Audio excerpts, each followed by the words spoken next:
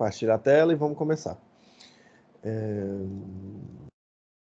Beleza.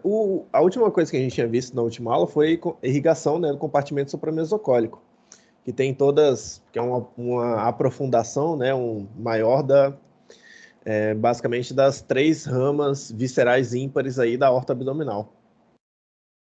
E agora a gente vai continuar para o compartimento inframesocólico. Compartimento inframesocólico vai ser basicamente o resto do intestino delgado e o intestino grosso, né? Que no caso, a continuação do tubo digestivo que a gente vai ver, a gente tinha visto o duodeno, né? Que é a última porção aí do compartimento supramesocólico, ainda que participa do supramesocólico. E aí a gente viu que a gente tinha a asa firra, né? Ou aqui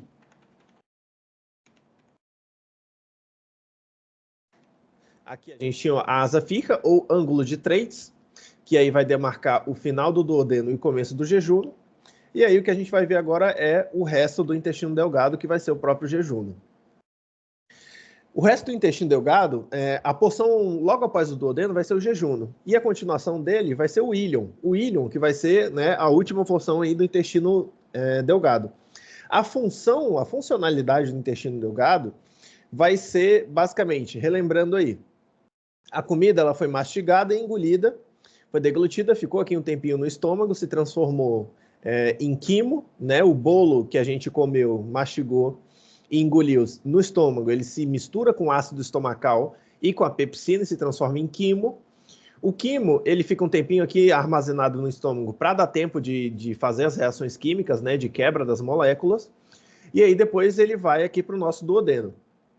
Na segunda porção do duodeno, na porção descendente dela, a gente vai ter aí a papila de Vater, né? A ampoxa de Vater com a desembocadura do conduto pancreático e do colédoco, que aí vai ter a mistura do quimo com o suco pancreático e com a bilis, e aí o quimo ele vai regular o pH ácido do quimo e vai transformar em quilo. Esse quilo ele já é misturado com o resto, né, das outras enzimas que a gente produziu no pâncreas e no fígado para terminar de fazer a digestão química do alimento.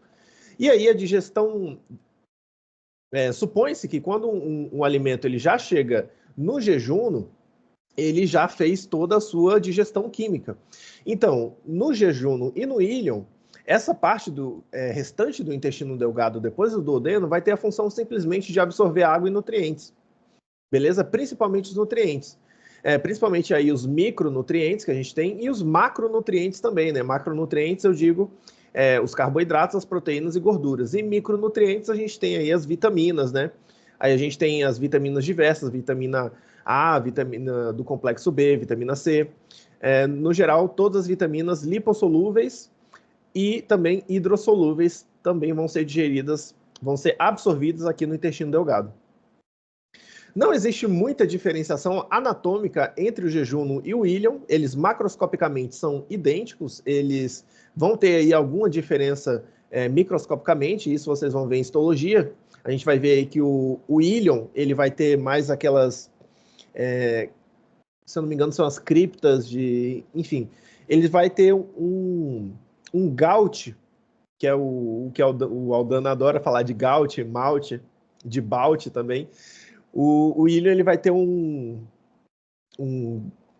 vai ter um malte, né, ou gout, que seria o tecido linfóide associado ao tubo digestivo, ele vai ter esse malte aí mais sobressalente.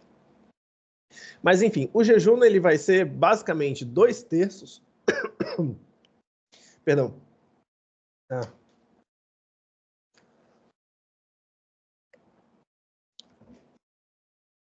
A gente vai ter o jejum no íleon, que vai ser a continuação do intestino delgado. O jejum, que é a primeira porção, ele vai corresponder a basicamente 2/5 de todo o comprimento do jejum do intestino delgado. E o íleon, ele vai ter os restantes 3/5 do comprimento do intestino delgado. Totalizando aí, mais ou menos, em um ser humano adulto médio, mais ou menos aí aproximadamente 6 metros de intestino delgado, beleza? Somando aí o jejum com o ílion, aproximadamente 6 metros, sendo 2/5 desses 6 metros de jejum, que é a primeira porção, e o restante 3/5 de ílion. Beleza? E aí, no caso, o ílion, ele vai terminar desembocando aqui no cego, que vai ser a primeira porção do intestino grosso, beleza? E aí, no caso, o ílion, ele vai ter uma válvula, né, que vai controlar o fluxo e vai evitar também o refluxo da matéria fecal de volta para o intestino delgado. Essa válvula vai se chamar válvula iliocecal.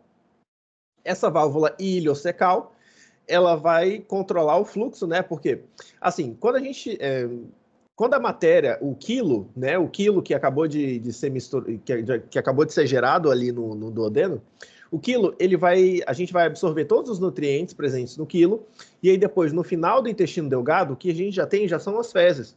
Ou seja, o que vai passar aqui pela válvula iliocecal já são fezes, só que elas vão ser fezes completamente líquidas.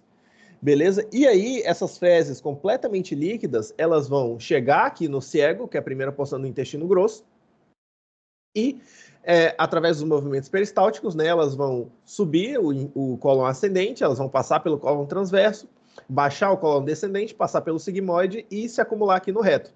O intestino grosso, como eu já disse na aula passada, a única função dele vai ser absorver a água dessas fezes. Então, basicamente, o intestino grosso, ele vai desidratar as fezes e elas vão passar de ter uma textura líquida, elas vão passar de textura líquida, né, que chegaram aqui, acabou de chegar no cego, a fezes completamente líquida, então ela vai passar de líquido a pastoso ou até sólido, sendo assim, as pessoas no geral têm a sua própria tem a sua própria consistência de fezes natural. Só que o ideal, né, que é dito pela medicina, aqui seria pastoso, né? Não seria bom acumular tanto tempo suficiente para ela se tornar sólida. Mas até chegar ao final reto aqui com as fezes pastosas, com uma menor quantidade de água. Isso também se expressa quando a pessoa tem diarreia. A diarreia nada mais é do que o fluxo no tubo digestivo aumentado. Ou seja, essa comida ela não vai esperar todo o tempo para passar por todos os processos de digestão química e mecânica, ela não vai esperar para ser absorvida, justamente porque existe uma aceleração dos movimentos peristálticos e também vai existir aí geralmente existe um mecanismo de defesa.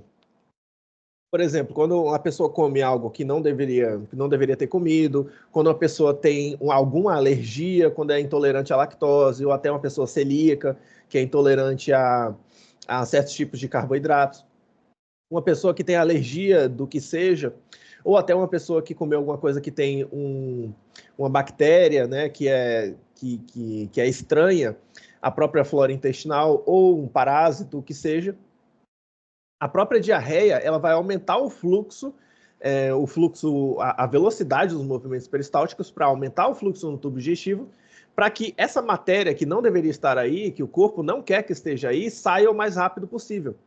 Então, sempre que existe uma diarreia, a própria diarreia ela é um mecanismo de defesa do nosso corpo. Entende? Então, sempre que existe diarreia, existem medicamentos que são... a gente chama ele de antieméticos, né? Porque eles vão funcionar diminuindo os movimentos peristálticos, só que mais para evitar vômito. Só que o vômito ele também vai ser um mecanismo de defesa, só que retrógrado, né? Do estômago para fora através da boca. No caso, existem medicamentos, sim, que conseguem enlentecer os movimentos peristálticos e deter a diarreia. Só que deter a diarreia nunca é a melhor decisão, porque a diarreia ela vai servir justamente para proteger o nosso tubo digestivo, para expelir essa matéria que a gente não quer que esteja aí. É igual a tosse. Quando a gente se engasga com alguma coisa, a gente vai tossir para expelir isso que está nas nossas vias aéreas para que elas voltem a funcionar de uma maneira ideal. A tosse é um mecanismo de defesa, assim como também a diarreia é um mecanismo de defesa do nosso tubo digestivo. E a diarreia, né, a textura das fezes na diarreia são fezes líquidas. Por quê? porque como existe um movimento peristáltico muito mais acelerado, o fluxo da comida aqui, né, o fluxo das fezes, ele não vai respeitar o tempo de absorção de água, que seria o tempo natural. Então, basicamente as fezes elas vão sair da mesma forma que elas chegaram aqui no cego. Então, elas vão sair completamente líquidas. Beleza? Então, esse aí vai ser alguns conceitos básicos aí de funcionamento, né, que estão relacionados à anatomia do nosso corpo. Outra coisa é que essa válvula iliocecal aqui, existem patologias que, assim, existem patologias de hipertensão ou de... Não seria uma paralisia da válvula iliocecal, seria um espasmo. Existe uma patologia chamada espasmo da válvula iliocecal, que impede o fluxo natural também das fezes do intestino delgado para o intestino grosso. E aí essas fezes elas vão se acumulando, né, geram uma obstrução intestinal, e aí essas fezes tendem a voltar, a fazer o caminho retrógrado. Outra coisa é que quando existe a deglutição de corpos estranhos, por exemplo, quando uma criança engole uma bolinha, quando engole um pedaço de um brinquedo, quando engole qualquer coisinha que seja pequena, se essa coisa não tem, se na estrutura física desse objeto, desse corpo estranho, ele não tenha pontas ou lâminas, ou seja, se ele não machucar a mucosa do intestino, ele tende a sair de uma maneira natural. Beleza? Ele tende a sair de uma maneira natural, a não ser que ele trave aqui na válvula iliocecal. Porque, lembrando, que a válvula iliocecal, ela vai controlar o fluxo das fezes, né? Já no final do íleon, que a gente tem já é fezes. Ela vai controlar o fluxo do íleon para o cólon, para o cego, e ela vai impedir o refluxo. Quando existe a deglutição de um corpo estranho, o local mais provável de que esse corpo estranho seja travado seria aqui na válvula iliocecal. Então, se acontece alguma obstrução mecânica por deglutição de corpo estranho, o local mais provável que aconteça essa obstrução mecânica seja na válvula iliocecal. Beleza? Não é no píloro. O píloro ele ainda é um pouco mais elástico, assim. Enfim, e aí nós vamos ter o começo já, depois do intestino delgado, né, a gente já vai ter o começo do intestino grosso. Intestino grosso, como eu já disse, a primeira porção dele vai ser o ciego, né, onde se localiza aqui o apêndice. Depois a gente vai ter cólon ascendente, a gente vai ter o ângulo hepático, beleza? Que vai ser a transição do cólon ascendente com o cólon transverso. Depois a gente vai ter o cólon transverso e depois a gente vai ter o ângulo esquerdo, ou também chamado de ângulo esplênico, porque a gente tem o baço aí, né, que fica do lado esquerdo. A gente vai ter o ângulo esquerdo, ou ângulo esplênico, que vai ser a transição do cólon transverso com o cólon descendente. Depois a gente vai ter o cólon descendente, o cólon sigmoide, ele tem esse nome porque ele tem um formato de S. E depois a gente já tem um reto aqui, que ele vai ter a função de armazenar as fezes, e depois, durante a defecação, elas vão sair através do conduto anal. Beleza? Então, basicamente, essa é o final do tubo digestivo e os órgãos inframesocólicos. Uma coisa a se falar de anatomia desses órgãos aqui é que o tubo digestivo, no geral, ele tem duas capas musculares de músculo liso. Uma capa é longitudinal e outra capa é transversa. Essas duas capas elas vão trabalhar sendo inervadas aí pelo sistema simpático e parasimpático. Né? O sistema simpático ele é contra a digestão, contra os movimentos peristálticos, ou seja, o sistema simpático ele vai inibir a contração dessas capas musculares do tubo digestivo, e o sistema parasimpático ele é pró-digestão, ou seja, ele vai estimular a contração dessas capas de músculo liso e também vai ser pró-kinésico, né, que a gente chama, que seria a favor dos movimentos peristálticos.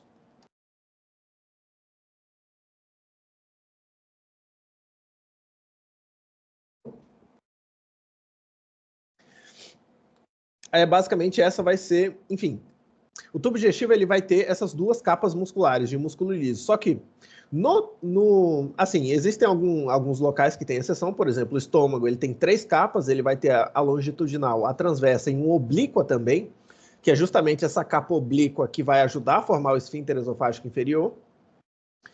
E enfim, mas no intestino grosso, a capa longitudinal, ela tem uma diferenciação e ela vai formar as austras do intestino grosso, ou também chamadas aqui as austras do intestino grosso.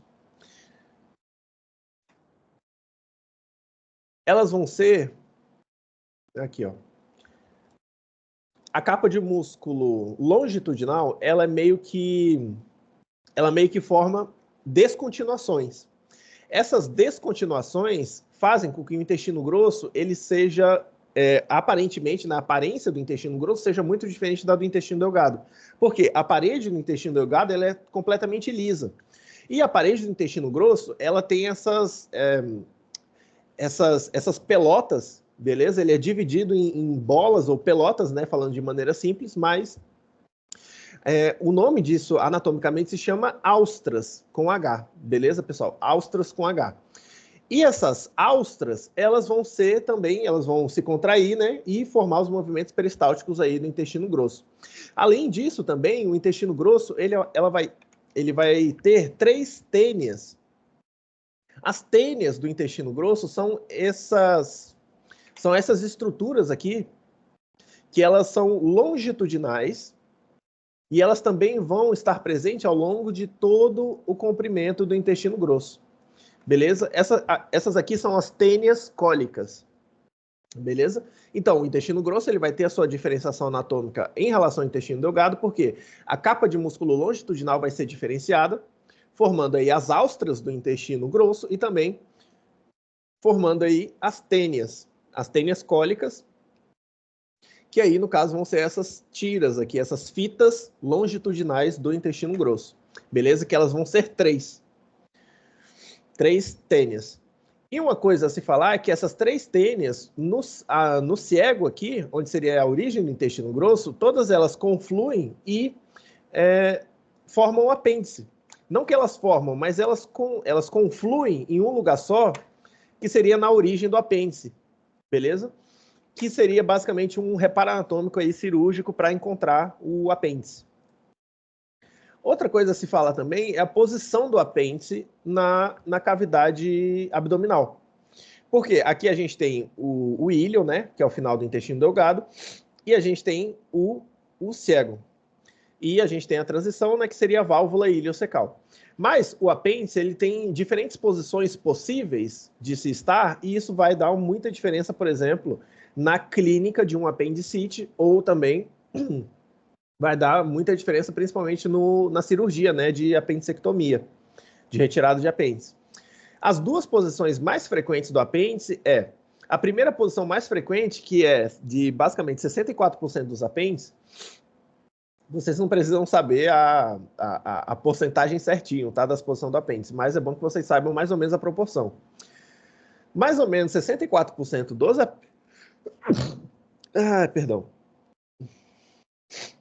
mais ou menos 64% dos apêndices, eles se encontram em posição retrocecal.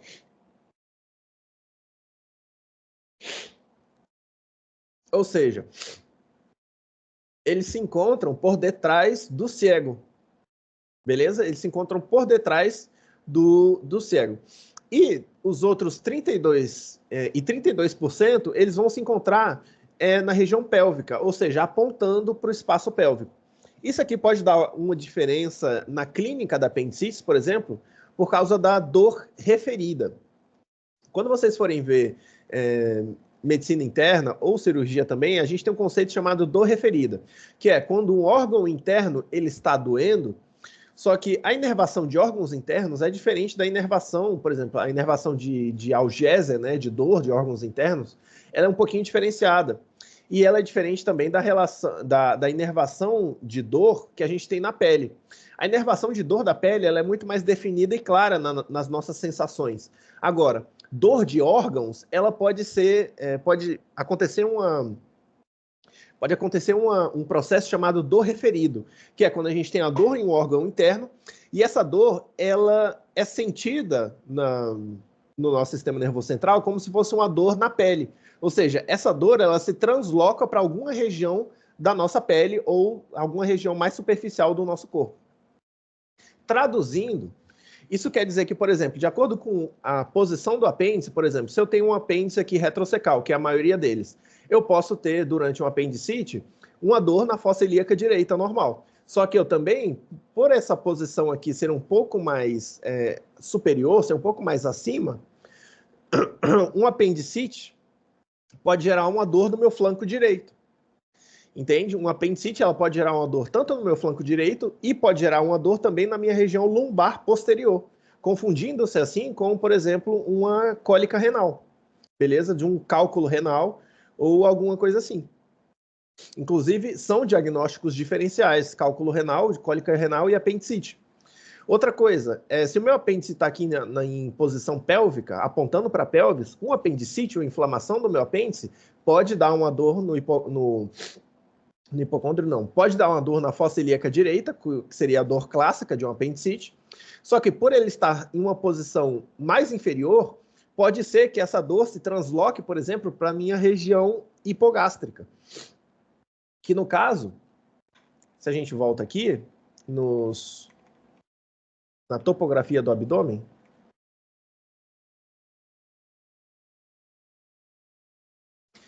a minha dor no apêndice da apendicite pode ser na fossa ilíaca direita, só que se ele está em posição pélvica, pode dar uma dor referida na região hipogástrica, por exemplo, e pode confundir-se, por exemplo, com a dor de uma cistite, de uma inflamação na bexiga, ou pode confundir-se também com a dor até de uma dor de menstruação na mulher, por exemplo, dor cólica, né, uma cólica feminina na mulher, ou pode ser confundido também com uma infecção urinária. Entende? Todas essas também são diagnósticos diferenciais de apendicite.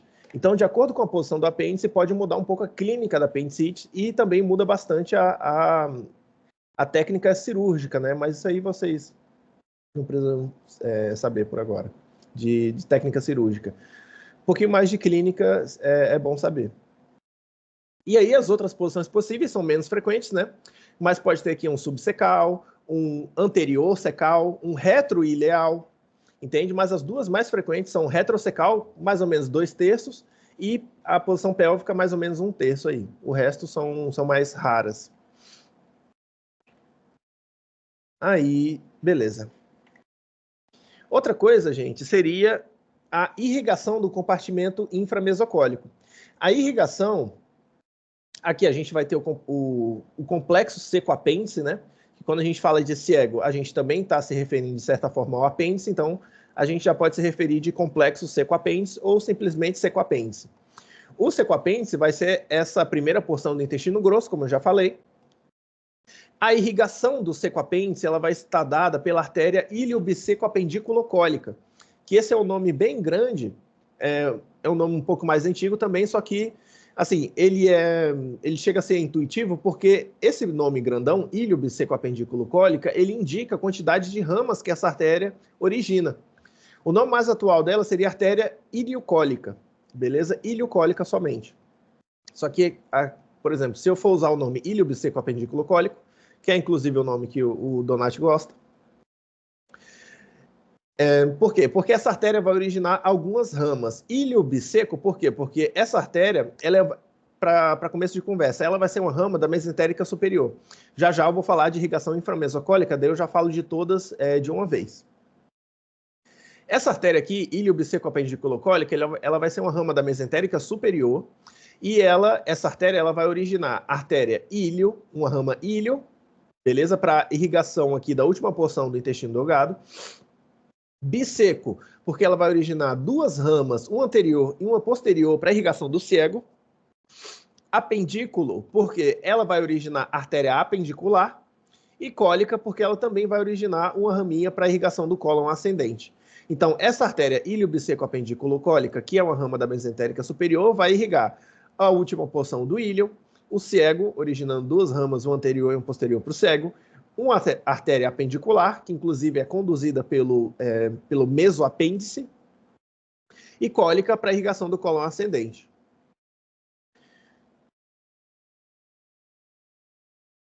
Outra coisa que a gente também tem que saber é a fixação do compartimento inframesocólico, que a gente tem aí os replegues peritoneais, né, que a gente estudou logo no comecinho da matéria, né, de digestivo. a gente vai ter aqui a fixação do intestino delgado, do jejum no íleo, ela vai estar dada principalmente pelo mesoentério, beleza? O mesoentério aí que vai conduzir a nossa artéria mesentérica inferior.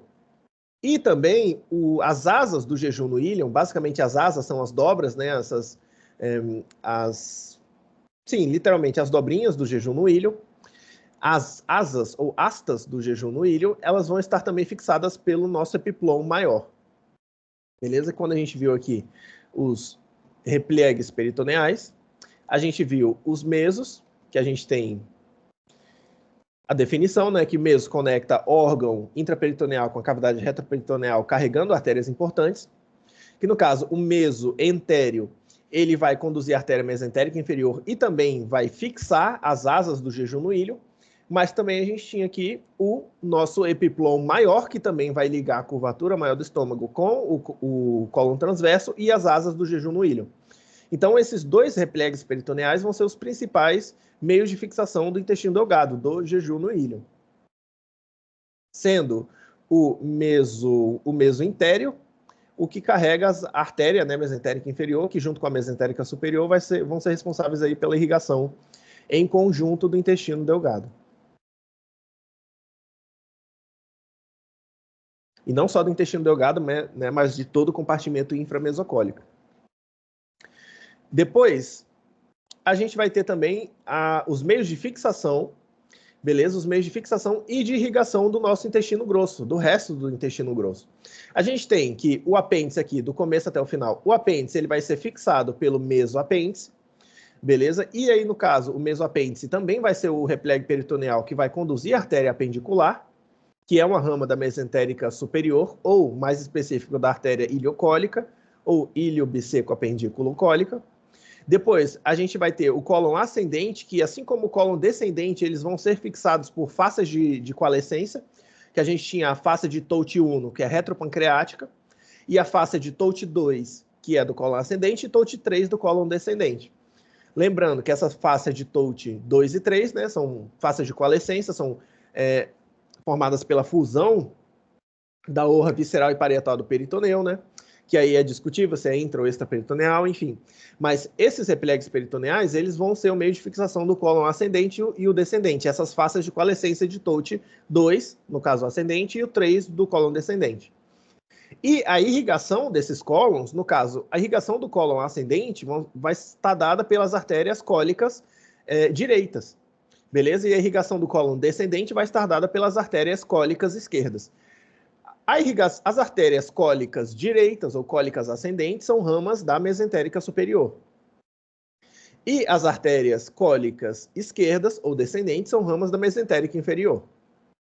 E a gente vai ter o cólon transverso, que ele vai ser fixado pelo mesocólon transverso, beleza? Um dos repliegues peritoneais também, que vão conectar o cólon transverso com a cavidade retroperitoneal, levando vasos importantes. No caso, o mesocólon transverso, ele vai conduzir a artéria mesentérica superior. E ele também vai fixar o cólon transverso aí, também formando o compasso aortomesentérico, lembrando aí, tá? O compasso aortomesentérico a gente tem descendendo. Deixa eu falar aqui, ó. A gente tem descendendo aqui a aorta abdominal, e aí a gente tem aqui a origem, né, da artéria mesentérica superior. Essa artéria, a gente tem descendendo a aorta abdominal, a artéria mesentérica superior forma um compasso. E entre as duas perninhas desse compasso, passa aqui o duodeno e a veia renal esquerda. Que, se esse compasso fecha, vai causar uma obstrução mecânica do duodeno, beleza? Uma obstrução mecânica do tubo digestivo a nível do duodeno, e também vai causar uma obstrução do retorno venoso do rim esquerdo. Beleza? Além de causar uma obstrução mecânica do tubo digestivo a nível do duodeno, pode causar também varizes renais.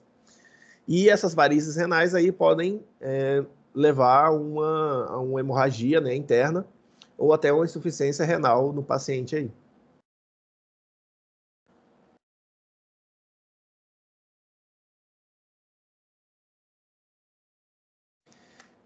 Beleza? Então, essa foi a fixação do intestino transverso, pessoal, que é o mesocólon transverso. No caso, vai ter epiplones também que vão fixar esse mesmo. No caso, o epiplon maior também ajuda na fixação do cólon transverso. E a irrigação do cólon transverso, ela vai estar dada da seguinte forma. Toda a irrigação do compartimento inframesocólico, aqui eu já vou falar de irrigação do compartimento inframesocólico, porque daí eu já divido aqui os territórios de irrigação. A irrigação do compartimento supramesocólico, ela vai estar dada, como a gente já viu na aula anterior, a irrigação do compartimento supramesocólico, acima do cólon transverso, ela vai estar dada principalmente pela artéria. Caramba, me fugiu o nome, o tronco. Tronco celíaco. Então, a irrigação do compartimento supramesocólico, ela vai estar dada principalmente pelo tronco celíaco, mas também pela artéria mesentérica superior. Beleza? E a irrigação do compartimento inframesocólico, ela vai estar dada pelas artérias mesentérica superior e inferior. Essas artérias juntas, elas vão se anastomosar, beleza? Elas vão a artéria mesentérica superior e inferior, elas vão se juntar formando uma rede de anastomose, chamada arcada de Rolando, beleza? Ou arcada de Riolando. Isso aqui, ó, é a arcada de Rolando, beleza? É a anastomia, a anastomose, né? Ou a junção das artérias mesentéricas superior e inferior, que vão irrigar basicamente todo o compartimento inframesocólico. Só que existe um território de irrigação definido, apesar delas se juntarem, existe um território de irrigação definido tanto para a artéria mesentérica superior quanto inferior. Se vocês querem saber se um órgão inframesocólico ele é irrigado pela artéria mesentérica superior ou inferior, é muito simples, vai ser muito mais fácil do que a irrigação do compartimento supramesocólico. Você pega e faz um corte oblíquo, beleza? Você faz um corte oblíquo nos órgãos do compartimento inframesocólico. Você faz esse corte oblíquo e a parte mais superior vai ser território de irrigação da mesentérica superior. E a parte mais inferior e a porção mais distal do nosso tubo digestivo vai ser território de irrigação da mesentérica inferior. Ou a parte esquerda também, se vocês preferirem. Mas a parte mais superior aqui, mesentérica superior, e a parte mais inferior, mesentérica inferior. Ou seja, apesar das duas se juntarem formando a arcada de Rolando, a gente vai ter aqui um território de irrigação mais ou menos bem definido. Por quê? O intestino delgado, ele vai ser mais ou menos igualmente irrigado pela artéria superior e inferior. Agora, no intestino grosso, a gente tem territórios de irrigação diferenciados aí para a artéria mesentérica superior e pelo inferior. A artéria mesentérica superior, ela vai ser responsável pela irrigação aqui, ó, do apêndice, beleza? Lembrando que a artéria mesentérica superior que vai originar a artéria iliocólica ou ilio-biseco-apendículo-cólica, beleza? Ou seja, o apêndice e o cego. E a última porção do intestino delgado, ou do íleo, também vai ser um território de irrigação da artéria mesentérica superior. A gente vai ter o cólon ascendente, pintar de azul, fica mais notável. A gente vai ter o cólon ascendente também, que vai estar no território de irrigação da mesentérica superior, ou seja, as artérias cólicas direitas ou cólicas ascendentes são ramas da mesentérica superior. E a gente vai ter, aqui ó, no cólon transverso, existe aí uma irrigação mútua. Por quê? A artéria mesentérica superior, ela vai irrigar mais ou menos os 3/5 direitos do cólon transverso. E a artéria mesentérica inferior, ela vai irrigar os 2/5 esquerdos do cólon transverso. Beleza? Tem literatura que vocês podem encontrar metade, ou seja, a metade direita do cólon transverso vai estar irrigada pela artéria mesentérica superior e a metade esquerda do cólon transverso vai estar irrigada pela mesentérica inferior. Mas, se vocês forem ver uma literatura um pouco mais precisa, o território de irrigação mais preciso possível seria 3/5 direitos, seria território de irrigação da mesentérica superior, beleza? Do cólon transverso. E os 2/5 esquerdos, ou seja, 3/5 do comprimento, né? 3/5 aqui do comprimento e 2/5 restantes do comprimento do lado esquerdo vai ser território de irrigação da mesentérica inferior. E aí, depois, continuando, a gente vai ter o cólon descendente, que já vai estar no território de irrigação da mesentérica inferior, ou seja, as artérias cólicas descendentes ou esquerdas vão ser ramas da mesentérica inferior. A gente vai ter o cólon sigmoide, lembrando que o cólon sigmoide ele vai estar fixado por um repliegue peritoneal chamado mesosigma, sigma de sigmoide. O mesosigma ele vai conduzir a artéria sigmoide, que é rama da mesentérica inferior. Beleza? Porque o cólon sigmoide vai estar no território de irrigação da mesentérica inferior. E também o reto, pessoal. Só que o reto ele vai ser um órgão meio diferenciado. Como ele tem uma porção intraperitoneal, uma porção pélvica e uma porção perineal, ele vai ter uma irrigação diferente nessas três porções. No caso, o reto, ele vai sim estar no território da mesentérica inferior, ou seja, a artéria retal superior, ela vai ser uma rama da mesentérica inferior, só que o reto, como ele... Eu vou pegar aqui o reto, dividir ele em 3. Isso aqui eu já falei para vocês, eu acredito que no segundo parcial, mas eu não sei se eu falei aqui no terceiro, então já vou dar logo para... Porque agora que tem mais chance de ser perguntado, né? Aqui a gente tem um reto, depois a gente vai ter 3 porções do reto, né? A porção superior, uma medial e uma inferior, ou também chamada de porção... A porção mais superior, ela vai ser a intraperitoneal, a porção média, ela vai ser a porção pélvica, e a porção mais inferior vai ser a porção perineal. Vai estar presente aí no perineu. A porção retal superior, ela vai estar irrigada pelas artérias retais superiores. A porção retal média, ela vai estar irrigada pelas artérias retais médias. Essas artérias retais também podem ser chamadas de artérias hemorroidais. Depende aí da nomenclatura que for adotada, né? E a porção retal inferior vai estar irrigada pelas artérias retais inferiores ou hemorroidais inferiores. As artérias retais superiores, essas sim que vão ser as ramas da mesentérica inferior. Lembrando aí que o reto, ele vai estar nessa porção, se a gente lembra daquele corte, o reto ele vai estar na porção, no território de irrigação da mesentérica inferior. Logo, a porção superior do reto, as artérias retais ou hemorroidais superiores, são ramas da mesentérica inferior. Depois, a porção média ou pélvica do reto, ela vai ser rama, as artérias retais médias ou hemorroidais médias, elas vão ser ramas da artéria ilíaca interna, chamada de artéria hipogástrica. E as artérias retais inferiores, ou hemorroidais inferiores, elas vão ser ramas da artéria pudenda interna. Beleza? Essa artéria pudenda interna é uma rama também da hipogástrica.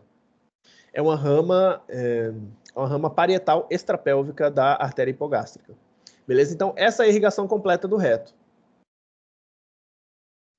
E também essa é a irrigação completa do compartimento inframesocólico, pessoal. O inframesocólico ele vai ser muito mais fácil do que o supramesocólico. Não tem tanto nome assim para decorar. Mas o que vocês têm que saber, né, é qual é o território de irrigação das duas artérias. Lembrando aí que para lembrar o território de irrigação é só fazer esse cortezinho aqui, ó. Faz um corte meio oblíquo que vai dividir o compartimento supramesocólico em 2. Um direito ou um pouquinho mais superior e um esquerdo e um pouquinho mais inferior. Esse direito um pouquinho mais superior vai ser o território de irrigação da mesentérica superior e o esquerdo um pouquinho mais inferior vai ser território de irrigação da mesentérica inferior. E aí se torna um pouco mais intuitivo a irrigação inframesocólica. Aí, beleza. A gente vai ter um mesorreto também, tá? Porque esse mesorreto, ele vai conduzir a artéria retal superior, que no caso é uma rama da artéria mesentérica inferior. E ele também vai ajudar na fixação do reto. Essa aqui é a arcada de Rolando, né? E é isso. Aqui a gente tem um compasso ortomesentérico, que eu falei agora há pouco. E na aula passada também. E aqui a gente tem o território de irrigação da artéria mesentérica inferior. Beleza? O território de irrigação dela isolada. A gente vai ter, lembrando que a artéria mesentérica inferior também vai irrigar o intestino delgado, beleza? O que está desenhado aqui é apenas o intestino grosso, mas ela também vai irrigar parte do intestino delgado, junto com a mesentérica superior. Só que o território de irrigação estritamente da mesentérica inferior vai ser aqui no intestino grosso, nos 2/5 esquerdos do intestino transverso, o cólon descendente, né? A gente vai ter aqui o cólon sigmoide e a parte superior do reto. Tudo isso aqui vai ser território de irrigação próprio da mesentérica inferior, originando aí artéria mesocólica, né? A gente vai ter artéria mesocólica, artéria mesocólica esquerda, a gente vai ter artéria cólica descendente ou cólica esquerda, a gente vai ter artéria sigmoide, artéria retal superior, tudo isso são ramas da artéria mesentérica inferior. E aí agora a gente vai ter as goteiras do compartimento inframesocólico. As goteiras, pessoal, eles vão ser basicamente os espaços intraperitoneais que vão estar sujeitos a encher-se, né, de líquido, sangue ou extravasamento do que seja em um caso patológico. Ou seja, as goteiras são os primeiros espaços que a gente vai avaliar com ecografia, beleza? Ou até radiologia, para ver se tem a presença de líquidos aí. Porque a presença de líquido nesses espaços é uma indicação de alguma extravasação, ou de alguma hemorragia, ou de algum processo inflamatório, mas é sempre a indicação de algo patológico, algo ruim, beleza? A presença de líquidos nesses espaços. Porque, naturalmente, eles estão vazios, beleza? Uma das principais goteiras que a gente vai ter aqui é o fundo de saco, beleza? Principalmente na mulher, o fundo de saco de Douglas, que vai estar por detrás aí por detrás do útero e por diante do reto, entre o útero e o reto. A gente vai ter o fundo de saco também. Deixa eu mostrar o compartimento pélvico aqui, que fica mais fácil. Aqui a gente vai ter o fundo de saco de Douglas, entre o útero e o reto. A gente vai ter também o fundo de saco aqui na parte dianteira, né, entre o útero e a bexiga. Também é um fundo de saco aqui, que também está sujeito a encher-se de líquido. A gente vai ter os espaços paracólicos, que no caso, os espaços paracólicos, é paralelo, cólico é intestino grosso. Então, esses espaços paracólicos vão ser o espaço entre o intestino grosso e o próprio peritoneu. Beleza? Entre o intestino grosso e nas laterais aqui, nas laterais da cavidade intraperitoneal. Beleza? Então, esses aqui vão ser os espaços paracólicos. Esses espaços aqui, dependendo da posição do paciente, por ação da gravidade, espaços diferentes vão estar sujeitos a encher-se. Por exemplo, se o paciente está de pé, pela ação da gravidade, o espaço mais provável de encher-se de líquido vai ser o fundo de saco. Beleza? Agora, em um paciente deitado, pode ser que o fundo de saco não esteja cheio, pode ser que o espaço paracólico esteja mais cheio aí de líquido. Beleza? Por ação da gravidade, o líquido ele vai se espalhar na parte posterior do peritoneu, e aí ele pode se espalhar também na parte lateral aqui, nos espaços paracólicos. Também no paciente, quando o paciente está deitado, outro espaço muito frequente de se encher vai ser o espaço hepatorrenal, a fossa hepatorrenal. Essa fossa hepatorrenal, ela vai estar entre o borde do fígado e o próprio peritoneu, beleza? E nesse espaço aqui, ele vai encher de líquido. Beleza? Esse espaço hepatorrenal, ele também vai estar limitado pelo ligamento hepatorrenal, beleza? Ou vou mostrar os ligamentos do fígado aqui. Aqui, ó. Esses ligamentos triangulares aqui, que vão ser os ligamentos laterais do fígado, esses ligamentos aqui é que vão, no caso, o ligamento triangular direito, né, que é onde se encontra o rim. Na parte posterior se encontra o rim direito. Esse ligamento triangular direito aqui é que vai limitar o espaço da fossa hepatorrenal.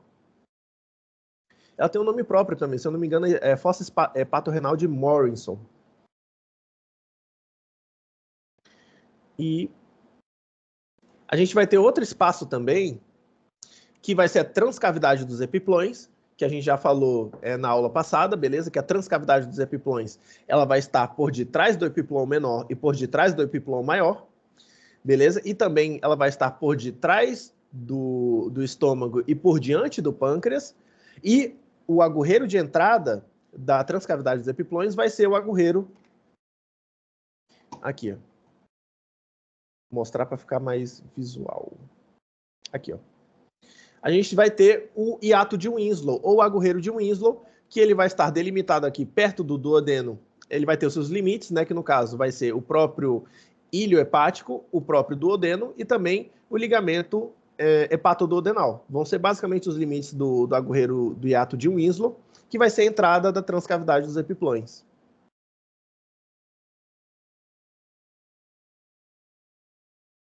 Então, todos esses espaços, eles vão estar sujeitos a encher-se de líquido em casos patológicos. E aí, esses são os espaços pontuais que a gente tem que analisar, né, que a gente vai ter que buscar através de ecografia, principalmente, para ver aí se o paciente não está passando por uma hemorragia interna, ou por uma inflamação, ou por uma perfuração intestinal, ou o que seja.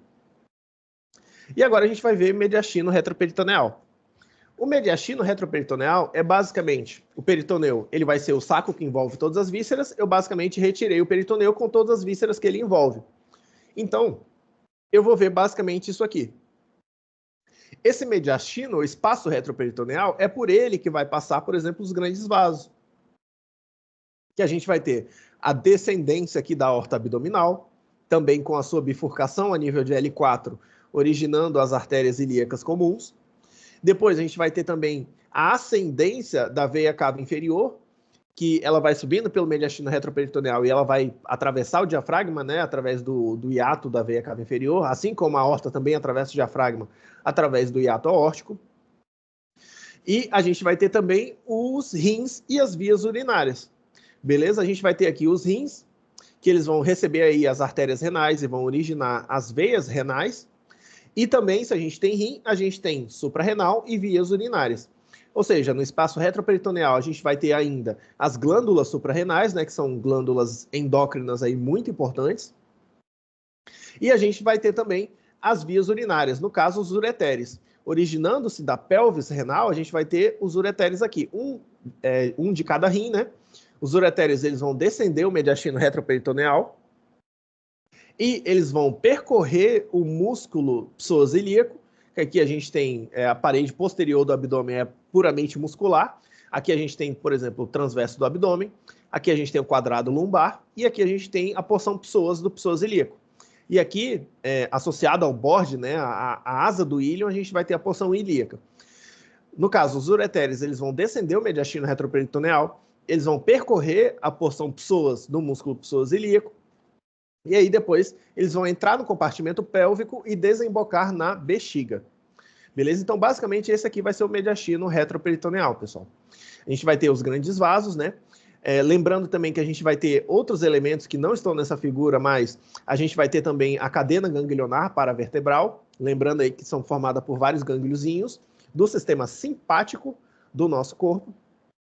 Depois a gente vai ter também o sistema de drenagem linfática do nosso corpo também. A gente vai ter a formação, basicamente, na porção mais superior do abdômen, a gente vai ter a formação da cisterna de Piquet, ou cisterna do quilo, que vai originar o conduto torácico, lembrando aí, né, que o conduto torácico ele se origina na cisterna de Piquet, mais ou menos a nível do diafragma aqui, ele atravessa através do hiato de Lowry, a nível de T11 no diafragma, e aí ele vai subir todo o mediastino o mediastino posterior, torácico também, e ele vai desembocar na confluência júgulo subclave esquerda, beleza, no seu percurso, e basicamente é isso que tem a se adicionar de mediastino retroperitoneal. Além do que tem na figura aqui, a gente tem a cadena paravertebral e também o sistema de drenagem linfática.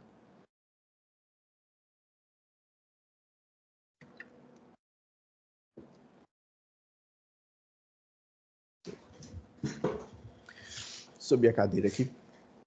Aí tá. Agora a gente vai ver anatomia dos rins, pessoal. A anatomia dos rins, basicamente, os rins eles vão ser órgãos, que é o órgão com formato de feijãozinho, né, que a gente conhece. Os rins, é importante que vocês saibam o tamanho dos rins, porque um rim ele pode variar o seu tamanho, ele pode aumentar de tamanho em casos de para compensar, por exemplo, uma insuficiência no outro rim, ou um comprometimento do rim contralateral, um outro rim ele pode aumentar de tamanho para tentar compensar.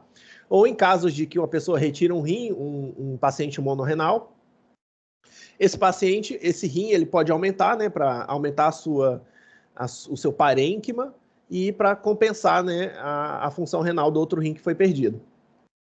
Uma pessoa consegue viver com um rim só tranquilamente. E o tamanho do rim normal, em média, vai ser de 12 centímetros por 6 por 3. Ou seja, 12 centímetros de altura, né? Por 6 de largura e 3 de profundidade. Então, 12 por 6 por 3 centímetros, né? Vai ser o tamanho de um rim normal. E o rim, pessoal, ele vai ter anatomicamente a sua segmentação própria da artéria renal. Porque a artéria renal, ela vai ser muito importante porque é através da artéria renal que chega o sangue que vai ser filtrado pelos rins. Porque lembrando, os rins eles vão ter uma função muito importante de filtração do sangue. Mas não somente isso, os rins eles também assim, vocês vão aprender isso com muito mais detalhes em histologia.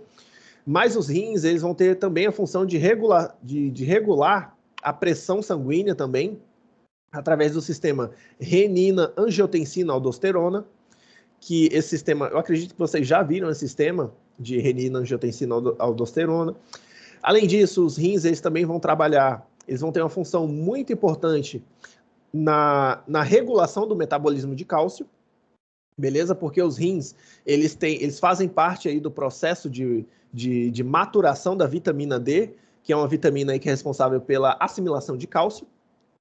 Beleza? A vitamina D, ela tem algumas etapas aí de maturação. Uma delas é na pele, tomando sol.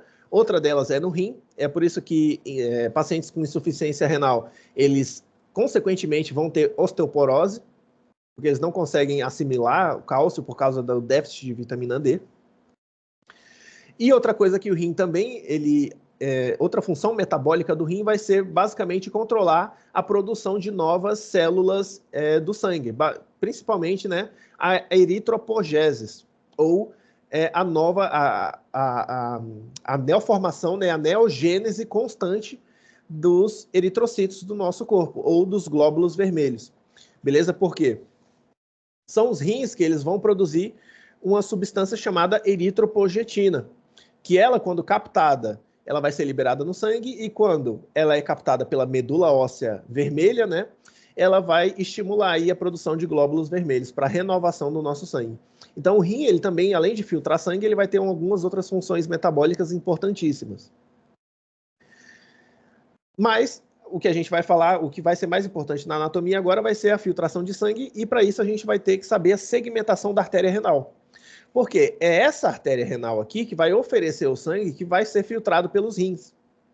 Beleza? A artéria renal, como já dito, ela vai se originar, vai ser uma das ramas viscerais pares da nossa aorta abdominal.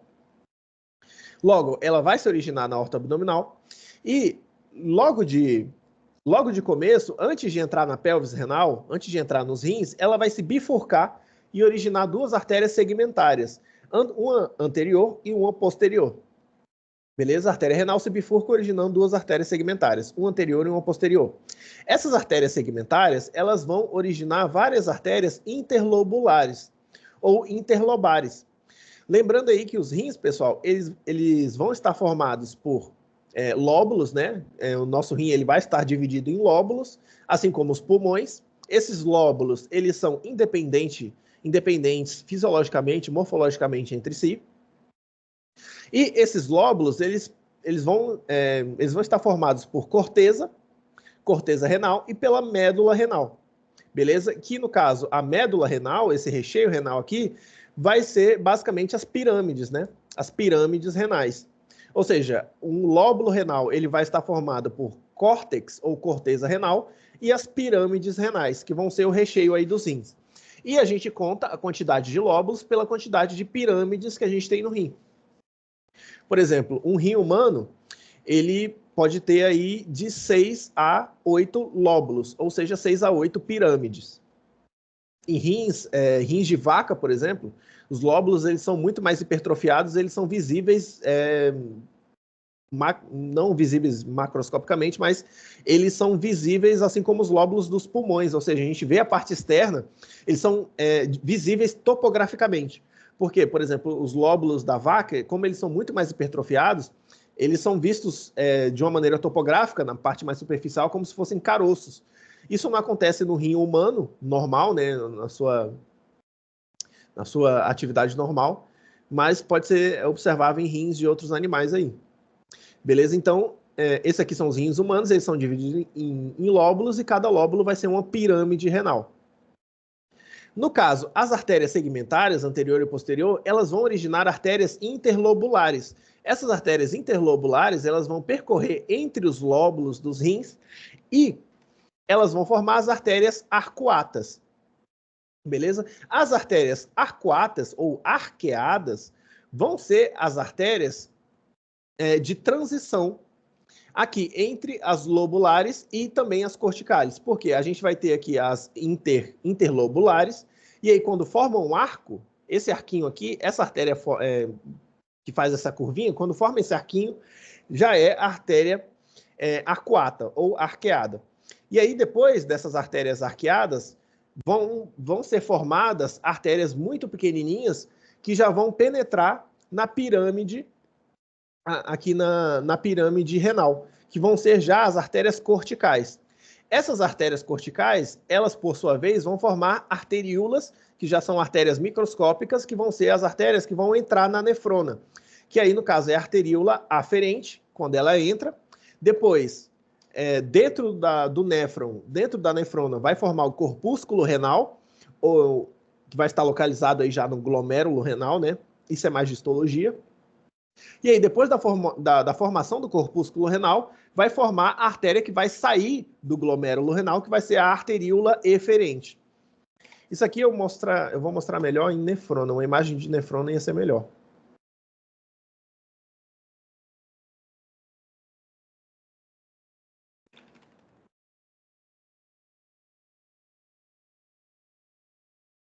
Aqui, ó.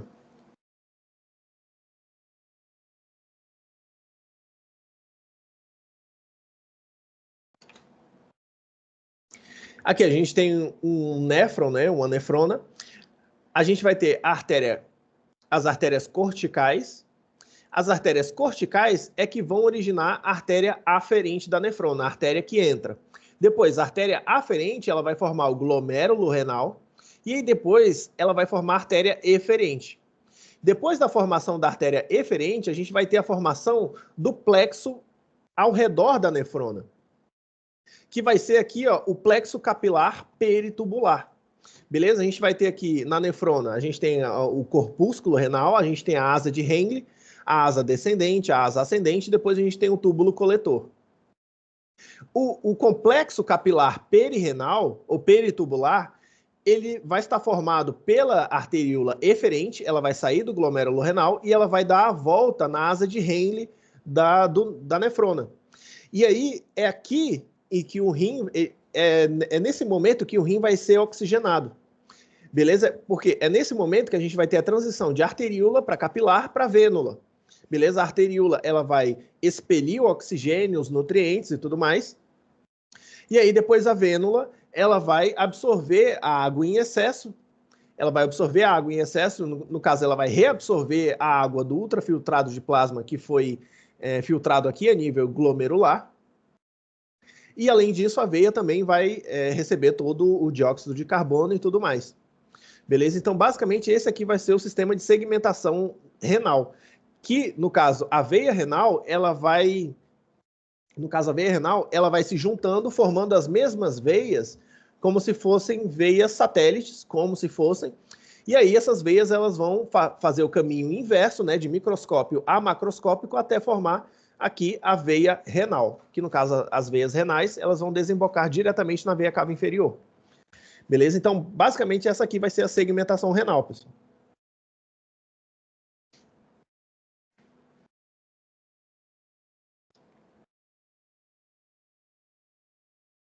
Agora a gente vai falar dos meios de fixação dos rins. Ah, uma coisa. Como vocês perceberam, pessoal, vocês perceberam que a artéria renal, ela é a artéria que vai oxigenar e que vai irrigar os rins. E essa artéria, ela vai oferecer o sangue que vai ser filtrado aqui nos rins. Esse sangue filtrado, ele vai ser reabsorvido tudo que é útil e vai ser expelido tudo que for toxina, tudo que for inútil aí do nosso corpo. A ureia, creatinina, tudo mais. O que acontece? O mesmo sangue, qual que é o conceito? O mesmo sangue aqui que é filtrado vai ser o sangue que vai tornar-se urina.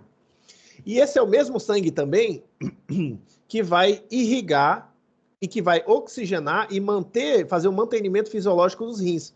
Por que eu estou falando isso? Porque em casos de hemorragia, onde existe uma perda significativa de sangue, de volume de sangue no nosso sistema, o nosso corpo ele evita ao máximo perder mais volume de sangue ainda.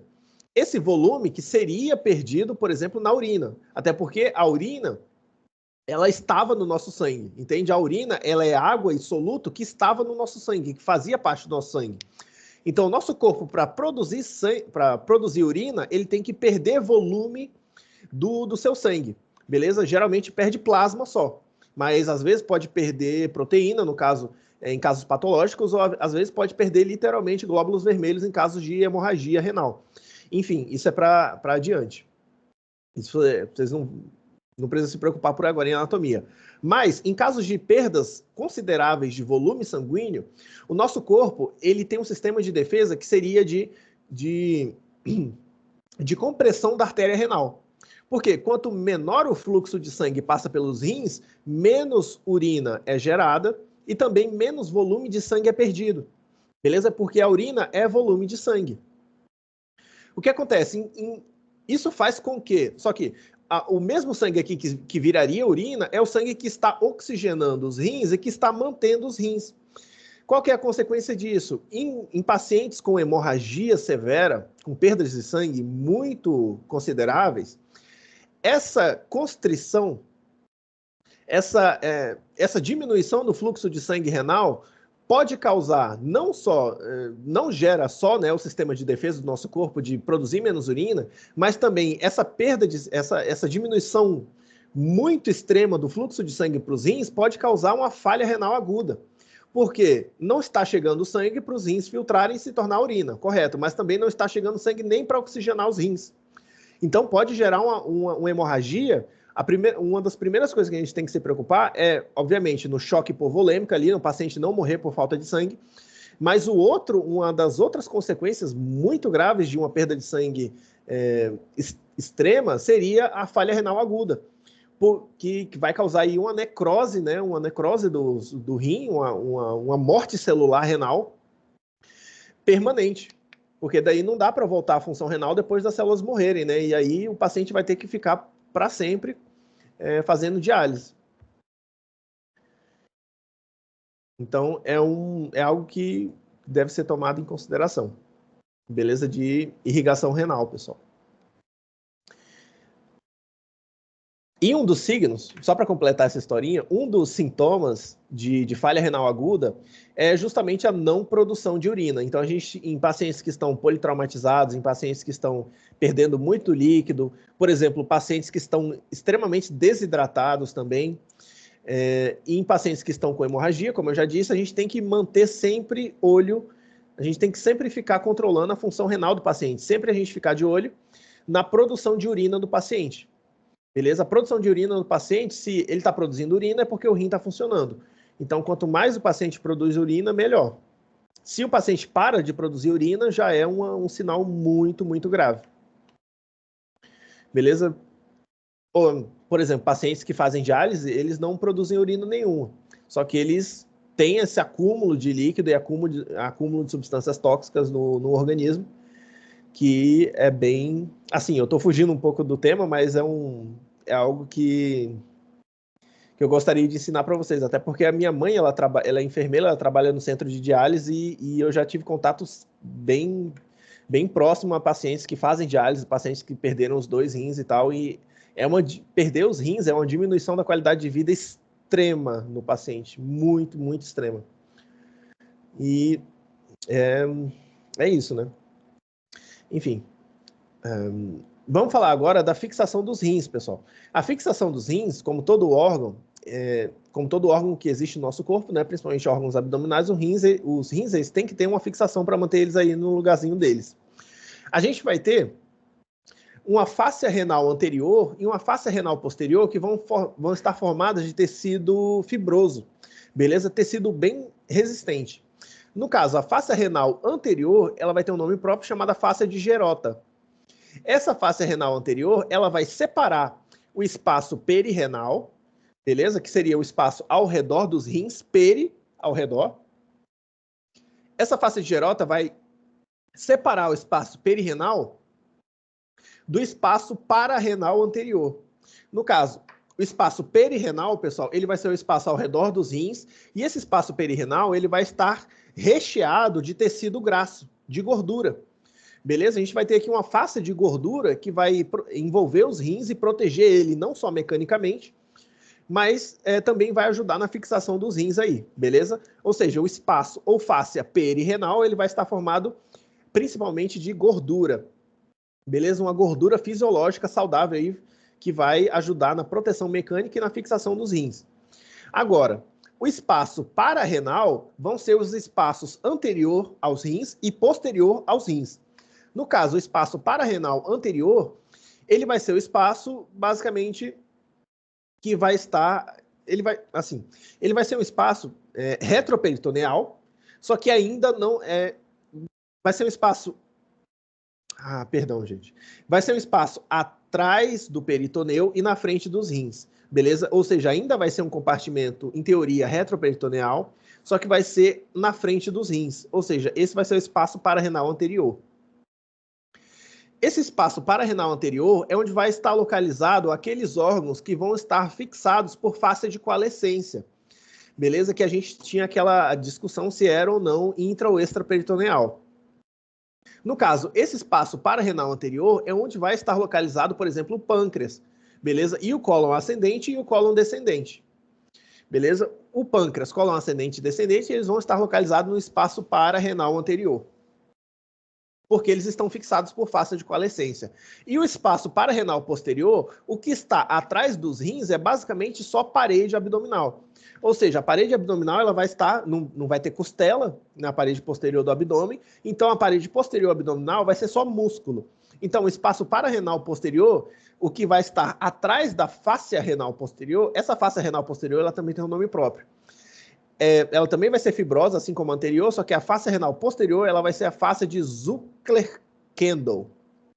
Vai ser esse nome aí meio complicadinho. Fáscia de Zucker-Kendall. E essa fáscia ela vai separar o espaço perirenal do pararenal posterior. Que no caso, o espaço pararenal posterior, ele vai estar preenchido aí somente por músculos. Que aí a gente vai ter os músculos posteriores do abdômen. Que, relembrando aí, a gente vai ter o músculo transverso do abdômen, a gente vai ter o quadrado lombar, a gente vai ter o psoas ilíaco, beleza? Músculos posteriores do abdômen no geral. E aí esses músculos vão localizar-se no espaço pararenal posterior. Beleza? Outra coisa também é que a gente vai ter os rins e a gente vai ter as glândulas suprarrenais, que como o próprio nome já diz, elas vão estar acima dos rins. Essas glândulas suprarrenais são glândulas endócrinas, só que elas também exigem algum tipo de fixação. E justamente vai ser a fáscia renal anterior ou fáscia de Gerota, a fáscia mais fibrosa, que ela vai envolver os rins, beleza? E ela também vai gerar uma extensão para envolver as suprarrenais também. Ou seja, é a fáscia renal anterior ou fáscia de Gerota que vai ser o meio de fixação principal aqui das glândulas suprarrenais. Outra coisa...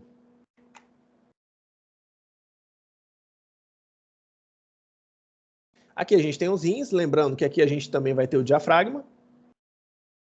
Beleza? A gente vai ter o diafragma aqui, eu vou desenhar como se fosse um tetinho. Essa fáscia de Gerota...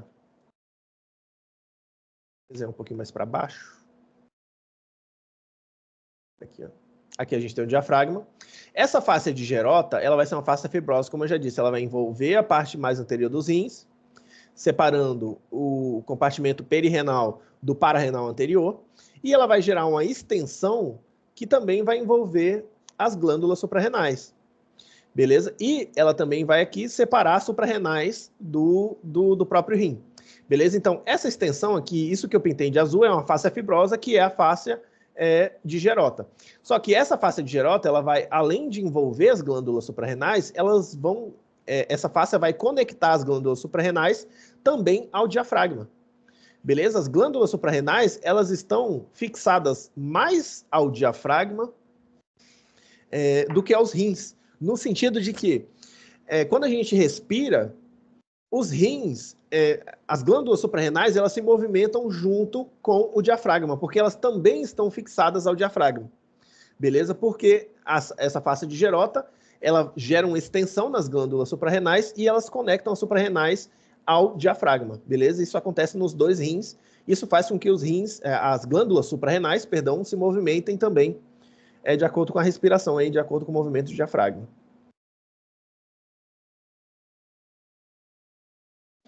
E uma outra coisa a se falar de anatomia renal é a altura dos rins, pessoal. Porque a gente tem aqui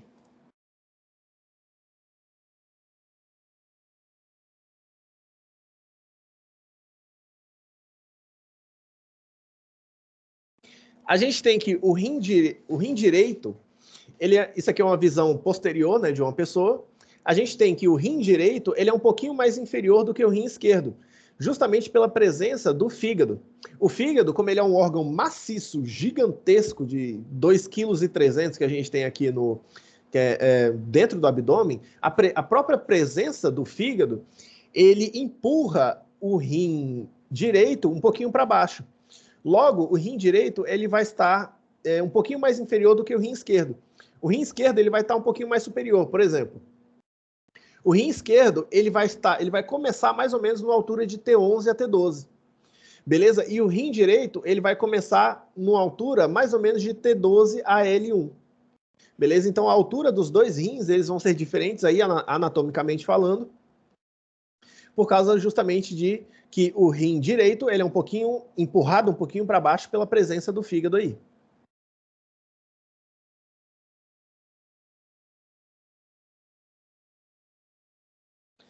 E agora a gente vai falar de sistema urinário. Vamos dar uma pausa agora, que a gente já fez mais ou menos uma horinha de aula. Aí a gente dá uma pausinha de uns 10 minutos e volta